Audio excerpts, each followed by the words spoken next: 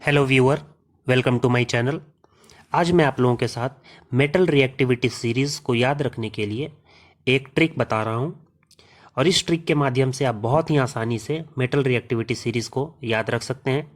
Metal reactivity series अगर आपको याद रहता है तो ये आपको सिंगल डिस्प्लेसमेंट रिएक्शन में बहुत यूज़फुल होता है, क्योंकि सिंगल डिस्प्लेसमेंट रिएक्शन में आपको देखना पड़ता है कि एक मेटल के साथ एक कंपाउंड का हम रिएक्शन कराते हैं, एक मेटेलिक कंपाउंड का रिएक्शन कराते हैं, और जो मेटल के साथ हम लोग रिएक्ट करवा रहे हैं वो मेटल उस दूसरे जो मेटल कंपाउंड है उससे मेटल को डिस्प्लेस कर पाता है कि नहीं। ये तभी पॉसिबल है जब हमको पता रहेगा कि जिस मेटल के साथ हम रिएक्शन करवा रहे हैं वो मेटल उस मेटेलिक कंपाउंड में जो मेटल है उस मेटल से ज़्यादा रिएक्टिव है या कम रिएक्टिव है। तभी हम ये डिसाइड कर पाएंगे कि सिंगल डिस्प्लेसमेंट रिएक्शन होगा या नहीं होगा।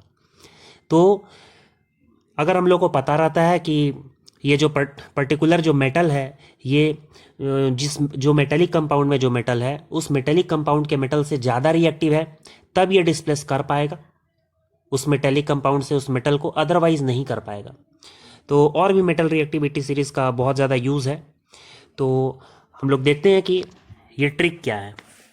तो एक साइड में मैंने सिंबल लिख रखा है, दूसरे साइड में उनका केमिकल नेम, और ट्रिक जो है वो ट्रिक को इंग्लिश में और हिंदी में दोनों में लिख रखा है। तो ट्रिक इस तरीका से है, देखिए। सबसे पहले हमारा है पोटेशियम, फिर है sodium, calcium, then magnesium, aluminium, zinc, iron, tin, lead, hydrogen, copper, mercury, silver, gold and platinum. इस तरीका से हम लोग को मेटल जो है हाईली रिएक्टिव से लो रिएक्टिव की तरफ जाता है। तो इस मेटल रिएक्टिविटी सीरीज में हम लोग जो भी मेटल है, मेटल का फर्स्ट नेम से हिंदी में एक ट्रिक बनाए हैं। उस ट्रिक को उसी लाइन से आप याद रख लीजिएगा, और बिल्कुल ये एक सिंपल सेंटेंस है, इस सेंटेंस को आप याद रखिएगा, बिल्कुल जैसा लिखा है उसी तरीका से आप याद रखिएगा, और आप बहुत आसानी से 1 सेकंड में आप ये जो भी सिंबल्स है, सिंबल्स को आप आराम से लिख देंगे। इससे आपको याद रहेगा कि कौन सा मेटल पहले आता है, कौन सा मेटल बाद में आता है। तो ट्रिक किस तरीका से है, जैसे के से होता है पोटेशियम, तो के से हो गया कोई। Na से होता है सोडियम, तो Na से हो गया नहीं। Ca से हो गया कैल्शियम, तो कैल्शियम से हो गया कार। Mg से हो गया मैग्नीशियम, तो मैग्नीशियम से लिखे हैं मांगे।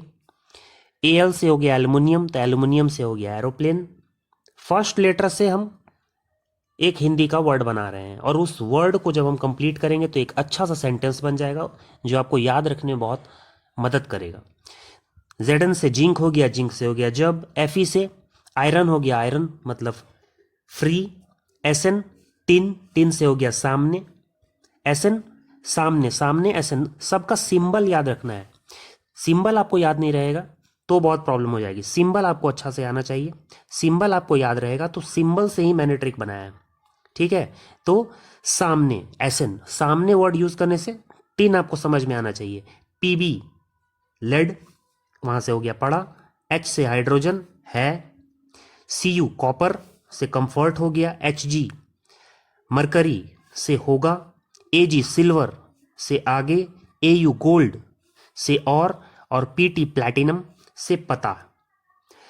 तो इस तरीका से जो फर्स्ट लेटर हिंदी का जो भी है, जो कि सिंबल से आया है, तो उसको अगर हम कंप्लीट करेंगे तो ये सेंटेंस बनेगा, कोई नहीं कार मांगे, एरोप्लेन जब फ्री सामने पड़ा है, कंफर्ट होगा आगे और पता है।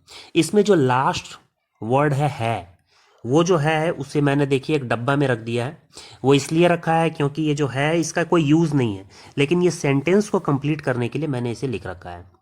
तो ये पूरा सेंटेंस किस तरह से हो गया, कोई नहीं कार मांगे, एरोप्लेन जब फ्री सामने पड़ा है, कंफर्ट होगा आगे और पता है।